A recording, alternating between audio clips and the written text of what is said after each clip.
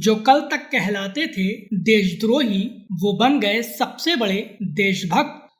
जो कहलाते थे पाकिस्तान परस्त, वो पाकिस्तान को दे रहे गालियां। जो लेते थे आज़ादी दिलाने का क्रेडिट, उन पर ही उठने लगे सवाल। और क्या देशभक्ति दिखाने में पीछे रह गई कांग्रेस? नमस्कार, ये है एनालाइज नाउ और आज हम बात करेंगे असदुद्दीन ओवैसी और शशि थरूर की, जो कि पूरे देश के हीरो बन गए हैं। सत्ता पक्ष का हो या विपक्ष का, किसी भी समर्थक से बात करो तो वो इन दोनों ही नेताओं की तारीफ करते थकता नहीं है। इतना ही नहीं, आज बात राहुल गांधी की भी करेंगे, जो कि अपनी पार्टी में हाशिए पर जाते दिख रहे हैं। तो वीडियो में आगे बढ़ें उससे पहले हमारे चैनल को सब्सक्राइब कर लीजिए।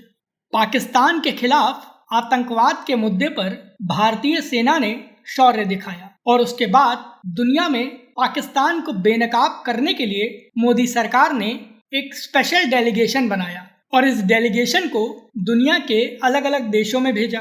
इसमें सत्ता पक्ष के अलावा विपक्ष के भी कई सांसद शामिल थे। लोगों को डर था कि क्या पता विपक्षी सांसद वैश्विक पटल पर मोदी विरोध के चलते कहीं देश की ही बेइज्जती न करा दें। लेकिन विपक्षी दलों के सांसदों ने भारत की एकता और राष्ट्र प्रेम का जो उदाहरण दिया है, उसके चलते 140 करोड़ भारतीयों का सीना चौड़ा हो गया है। पीएम मोदी की सरकार ने जब कांग्रेस की मर्जी के खिलाफ जाकर तिरुवनंतपुरम से लोकसभा सांसद शशि थरूर का नाम डेलीगेशन में डाला था, तो कांग्रेस भड़क गई थी। कांग्रेस नहीं चाहती थी कि शशि थरूर डेलीगेशन के साथ विदेश जाए, लेकिन शशि थरूर ने देश को पार्टी से ज्यादा तवज्जो दी। नतीजा ये कि शशि थरूर विदेश गए और अमेरिका के घर में घुसकर कहा कि पाकिस्तान आतंकवाद को पालता है। शशि थरूर ने वहां ये भी कहा कि वो मोदी सरकार के लिए काम नहीं कर रहे, बल्कि देश के लिए काम कर रहे हैं और पाकिस्तान अगर बाज नहीं आया तो भारत फिर उसे मुंहतोड़ जवाब देगा। शशि थरूर के अप्रोच को लेकर पूरे देश में उनकी तारीफ हो रही है।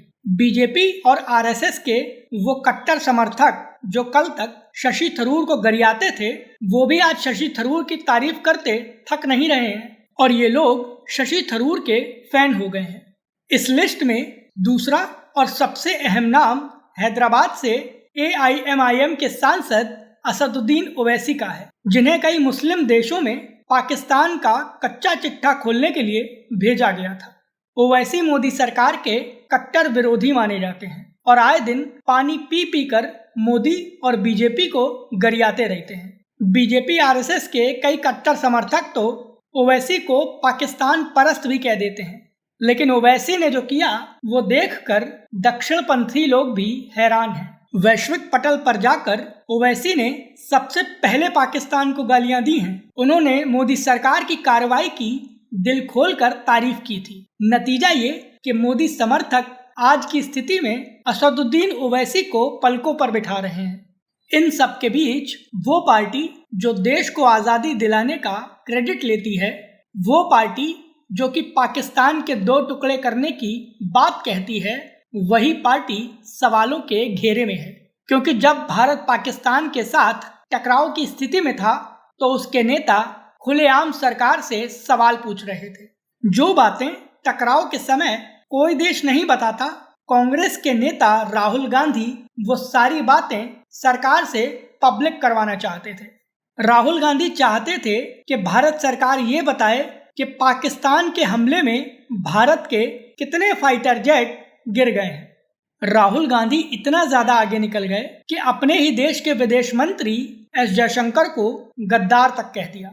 एक तरफ राहुल गांधी मोदी सरकार को सेना के शौर्य के मुद्दे पर घेर रहे हैं, तो दूसरी ओर विदेश गए उनकी ही पार्टी के सांसद शशि थरूर देश और सरकार का गुणगान कर रहे हैं और ये बात राहुल गांधी के करीबियों को ही चुभ रही है।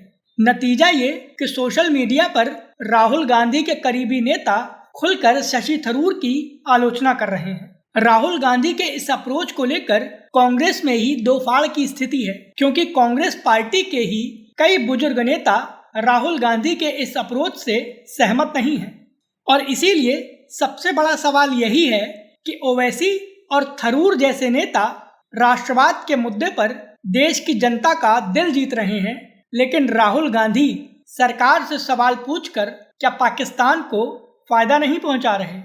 क्योंकि जो बातें राहुल गांधी की जुबान से निकल रही हैं, वही बातें पाकिस्तान के पत्रकार अपने टीवी चैनलों पर दोहराकर पाकिस्तान की जनता को बरगला रहे हैं।